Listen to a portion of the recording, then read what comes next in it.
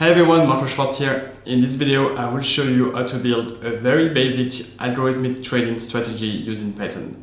So I really wanted to do this video because I wanted to show you how easy it is to build a really basic strategy using some simple tools like Python and some modules, as we'll see in the video. So what we'll do is first grab some data from the stock market with Python.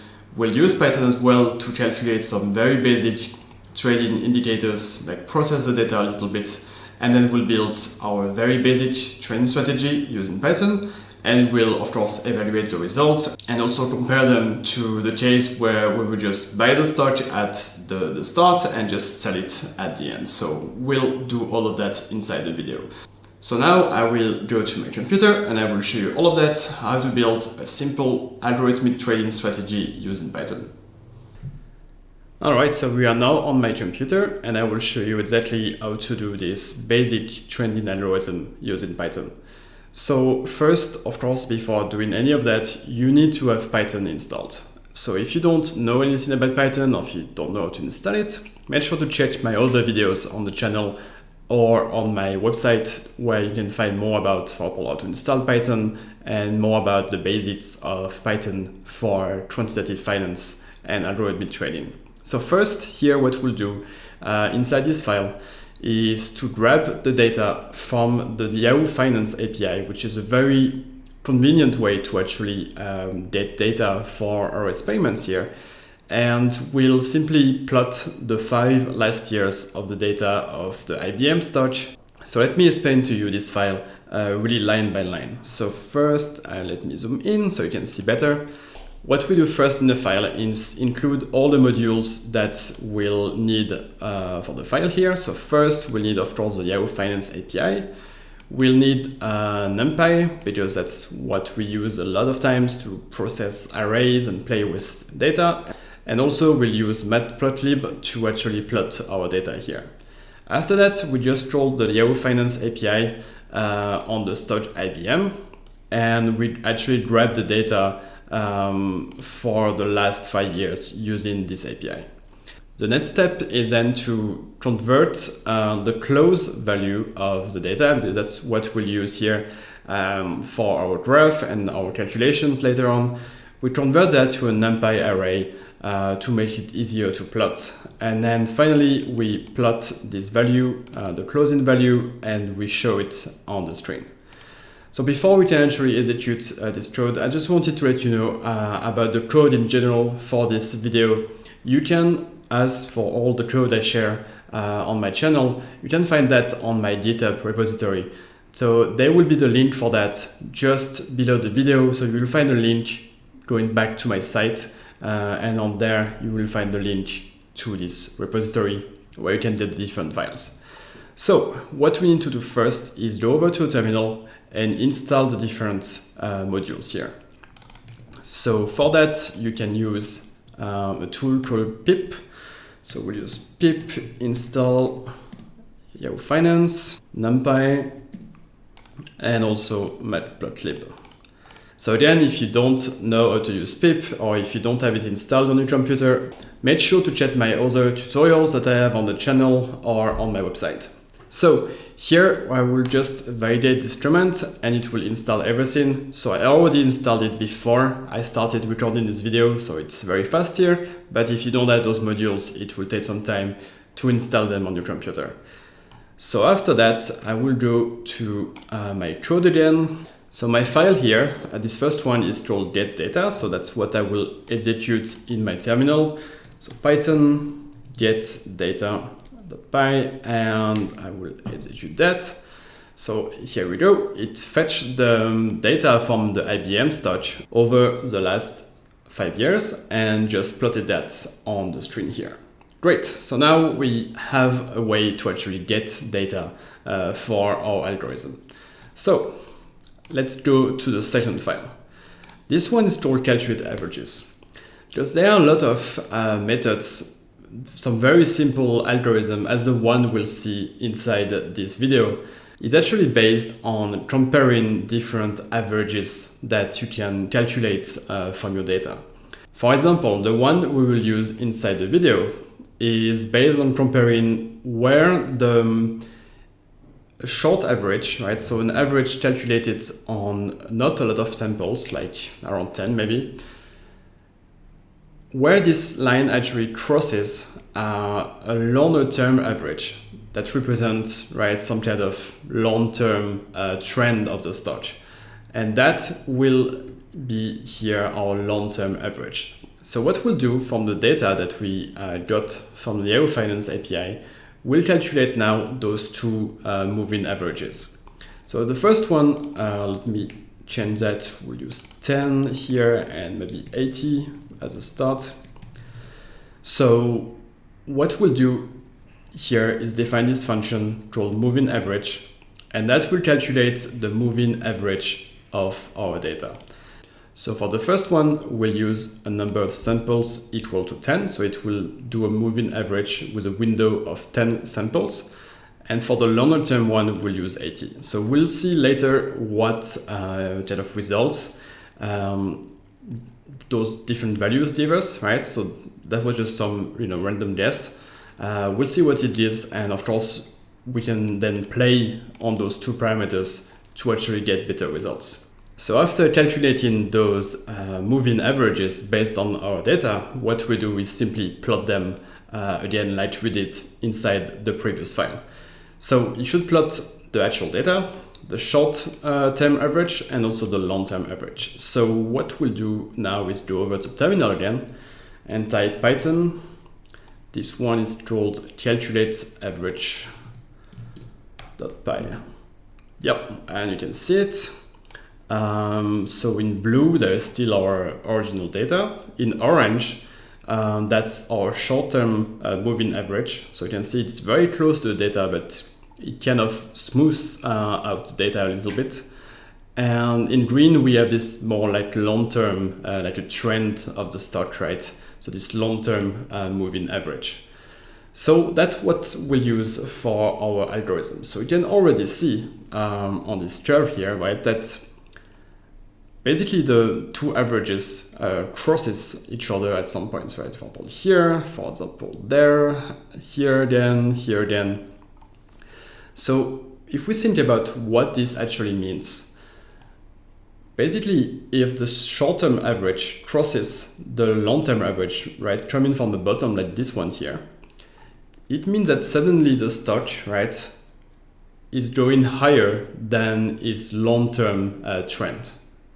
And that could be an indicator to actually buy, right? Because we know that compared to the long-term trend of the stock, well, we are actually above that now, and that would be a signal that the stock is going up.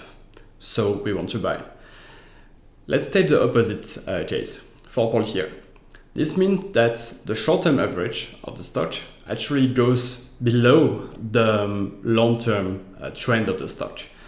And this can indicate again a sell signal, right? That you will need to get rid of the stock because it will most probably go down, which as you can see the case here. So this is basically our algorithm, right? We'll just locate those different points. And if it's a case like this, where the short term is going above the long term, we'll buy. And if it is the opposite case, we'll actually sell.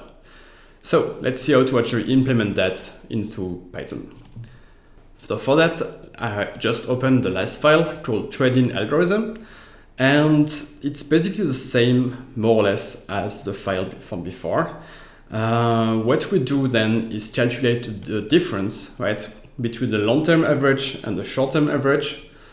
And we use this difference to see what is the case, right, if we actually have the case where the short-term is going above the long-term or the reverse case. So that's the first case. So if this difference is first positive, then negative, then that's the sell signal. So we add that to our sell points. And in the reverse case, we add that to the buy points, right? So that's our algorithm right here. At the end, we just do this little step here, because if we have more buys than sells, right, we want to have basically the same situation as before. Something I didn't tell you is that we just take the case where we buy one share and we sell the same share at a higher price, hopefully. So that's all that we do at this stage. So if we have more buys than sells, because at the end we want to be like at the start, we actually remove the last buy signal. And then we actually calculate the profits. So we actually just see what is the closing value of every time we sell, and we remove from that the value of the close value again at every buy signal that we have, and that gives us our profit. Now, it's not enough in algorithmic trading to just have a result, right? You need to compare it to something. And the most basic strategy that you could do in this case is just to buy and hold, right? You just buy at the start. So when we have the start of our window, so 5 years ago, basically. And what happens if you just hold till now and just sell it, right? That's the most basic strategy you can imagine. And if your results are worse than this simple buy and hold strategy, well, then you are not doing a good job at algorithmic trading because you are missing something, basically. Now, what we do at the end is not only we print those profits on the terminal, we also plot the value of the stock over 5 years, and also the buy points in green and the sell points in red. So we can really see on the graph where the algorithm actually buys and sells. So let's now execute this code and we'll see what is the result. So I will type again Python trading algorithm, and that's the result. So you can see it generated those points, right? Like buy, sell, and sell here. So we have a functioning algorithm that does something with our data. So now let's see about the results. Well, it's not so good. There is minus 21, so it will be dollars, right, of profits, and minus 1.7 if we just bought and hold the stock for this period of time. So in both cases we lose money, but our algorithm is much worse than the actual just simply buy and hold strategy. So we are doing a very bad job here. So can this be salvaged? The answer is yes. So let's have a look at what we can actually play on this very simple algorithm. So more advanced algorithm would have more parameters, but here we just want to actually play on those two parameters that are the number of samples for the short-term average and for the long-term average. So I will try to play a bit with those. So after a bit of playing around with those values, I will say something about that at the end, by the way. I found that those values work quite well. Of course, it can be completely different values if you are trying that with another stock, right? But for IBM, it worked quite well. And if I execute that again, you can see that I have those different points now. And I can see that my profit is 24 compared to minus 2 now with the buy and hold strategy. So definitely I'm making a much better job by actually trading using my algorithm than just buying and holding a stock.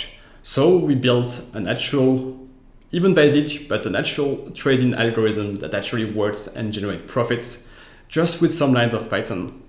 Of course, there will be many things to upgrade, to do better inside this very basic algorithm. Especially I wanted to say something about those parameters here. There are many methods to actually find those parameters automatically with some other algorithms, and I will do more videos about that, and you will find them on my channel as well.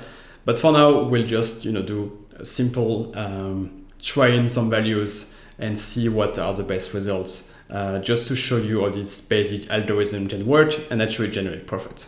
Okay, so this is already the end of this video. I really hope that you enjoyed it. So as we saw, we built a very basic strategy using Python. So of course, there are still a lot of things missing to make it a real algorithmic trading software, right? Like we would need to connect it to some platform, we need to have a tool for backtesting as well. So there's still a lot to do, but I really wanted to show you the real basics of algorithmic trading and how easy it is to do using Python.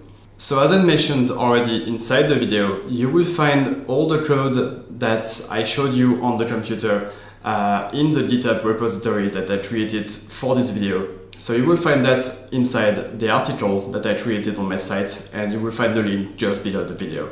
As for all my videos, if you have any questions or comments about the content of this video, or maybe you want to share what you want to see in future videos, don't hesitate to leave the comments right below the video. That being said, thank you again for watching this video, and I will see you in the next one.